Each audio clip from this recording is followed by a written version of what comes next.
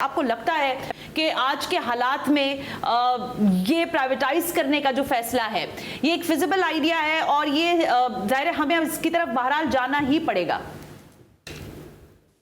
नहीं, I think इसमें बहुत अपॉर्चुनिटी है।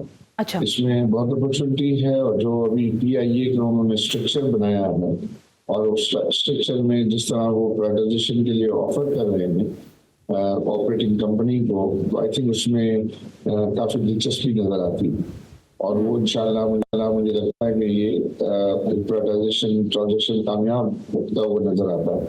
और ये फिर इन्होंने जो टारगेट भी रखा है वो अगले 3 महीने का टारगेट रखा है और 3 महीने के अंदर इसको कंप्लीट करने का इरादा है। फिर दूसरी उन्होंने बताया कि हम ये आपके जो एयरपोर्ट्स की आउटसोर्सिंग है या हम जो डिस्ट्रीब्यूशन कंपनीज हैं, डिस्पोज हैं, उनको उनके स्ट्रक्चर के बारे में भी उन्होंने कहा कि तमाम इन्वेस्टर्स के साथ मशवरा करके उसकी भी हम जो है वो स्ट्रक्चर बना के ऑफर करेंगे। तो मुझे लगता है कि वे फॉरवर्ड जो है पाकिस्तान के लिए यही है, क्योंकि पाकिस्तान का खुद अपना जो प्राइवेटाइजेशन का ट्रैक रिकॉर्ड है वो बहुत अच्छा रहा। फॉर एग्जाम्पल आप ये देखेंगे कमर्शियल बैंक जो है वो हर साल लॉस किया करते थे, गवर्नमेंट को जो है वो उसमें पैसे डालने पड़ते थे हर साल।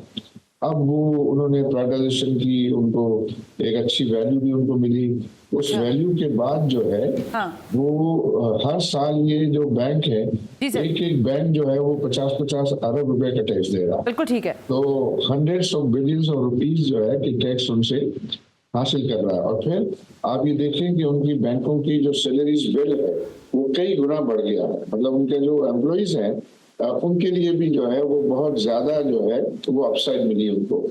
तो ये खुद पाकिस्तान का अपना ट्रैक रिकॉर्ड जो है वो बहुत अच्छा है और उसके पेश नजर आई थिंक बाकी की जो कंपनीज हैं जो लीड कर रही हैं, जो बहुत नुकसान कर रही हैं, हर साल जो है वो पाकिस्तान के खजाने पे जो है वो 500 से 1000 अरब रुपए का बोझ बन रही है।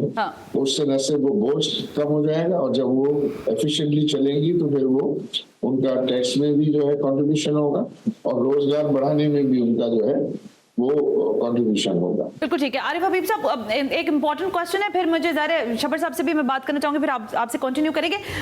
एक सवाल जो आपने वहां किया, आपने मशवरा दिया, फिर आपने एक प्रोग्राम में जाकर ये कहा कि ये मशवरा मैंने खान को भी दिया था कि फोन उठाओ और बिलावल को भी बिलावल बीमार है उसके साथ बात करो, फिर बख्तावर बीबी की शादी हो रही है तो उनको कांग्रेट करो। तो उन्होंने आपका मशवरा नहीं माना। आपको लगता है कि खान ज्यादा इगोइस्टिक रहे हैं या मियां शहबाज शरीफ, क्योंकि जवाब आपको वहां से भी नहीं मिला?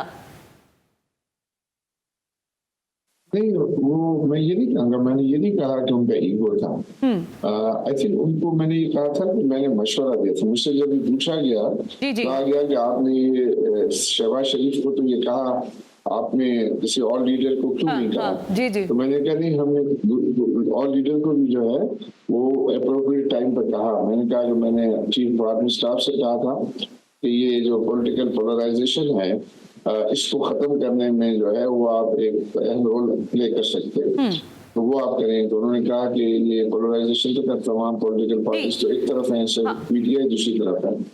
और फिर ये एक दफा हम जब प्राइम मिनिस्टर हाउस में थे, पाकिस्तान बिजनेस काउंसिल के प्लेटफॉर्म से दूसरे कैबिनेट मिनिस्टर्स भी थे और मीटिंग हमारी हो रही थी, तो उस दिन चूंकि जो है वो बख्तावर बीबी की जो है वो शादी थी, जो है ये बिलावल को जो है वो कोविड हुआ था और शहबाज शरीफ की वालिदा का जो है इंतकाल हुआ था। मैंने कहा उनको फोन उठा के आप इन लोगों से जरदारी साहब मुबारकबाद दें, बिलावल से जो है वो उनकी सेहत का पूछे और शहबाज शरीफ साहब से जो है वो आप उनकी वालिदा के लिए जो है अफसोस करें। तो वो हमने उनको ये एडवाइस जो है वो दी थी। मैं सवाल करना चाहती हूँ, आपको लग रहा है कि ईगो ज्यादा थी इमरान खान साहब में? ईगो भी थी आई थिंक, और दूसरे उस डिटेल्स में जाना तो आई थिंक मुनासिब नहीं होता। बात ये है कि हम जिस जगह प्लेस है ना, हम ये आर्गुमेंट नहीं कर सकते। सही बात है। सबसे बात की या उनसे बात है या हम ये कमेंट भी नहीं कर सकते और ये भी सवाल जो है वो आपको मुनासिब नहीं है कि आप मुझसे ये पूछे ऑन स्क्रीन कि कौन से प्राइम मिनिस्टर आपको जो है, सब प्राइम मिनिस्टर अच्छे हैं, हाँ, सब ठीक प्राइम बात। मिनिस्टर अच्छे हैं। नहीं, मैं ये तो सवाल नहीं कर रही, वैसे सब लेकिन- लेकिन सब ये मुल्क के लिए काम करना चाहते हैं। आरिफ हबीब साहब, फिर ये सवाल को चले इस तरह ले लेते हैं ना कि आज जिन हालात का पीटीआई के बानी शिकार हैं, उसकी वजह उनका वो ईगो ही है, ऐसे कर लें? देखिए कहीं ना कहीं तो कोई इशू है, वो इशू को हमें तो इशू है तब हम बात कर रहे हैं। हाँ। हमको तो इस वक्त ये नहीं कहना चाहिए कि भाई ये पिछला ये हुआ, कौन क्या था। हमें तो ये था कि गोइंग फॉरवर्ड अब इन जी, सब सही बात चीजों है। के लिए कोई अच्छा हल क्या निकल सकता है। और इसमें हमारे यहाँ तो जो है हमारे मजहब में भी वज़ादारी समझाया जाता है, सिखाई हमारे जाती है, सही बचपन बात से जो है वो समझाया जाता है कि दरगुजर करना जो है की तालीम हमको दी जाती है, और उसमें जो है वो दरगुजर करके मामला को ठीक करना होता है। हमारे यहाँ खानदानों में जो है वो इख्तलाफात हो जाते हैं, कभी किसी के यहाँ खुशी गमी के वक्त जो है वो सब इख्तलाफात दूर हो जाते हैं, और वज़ादारी इसी का नाम है। आप बिल्कुल से कह रहे हैं।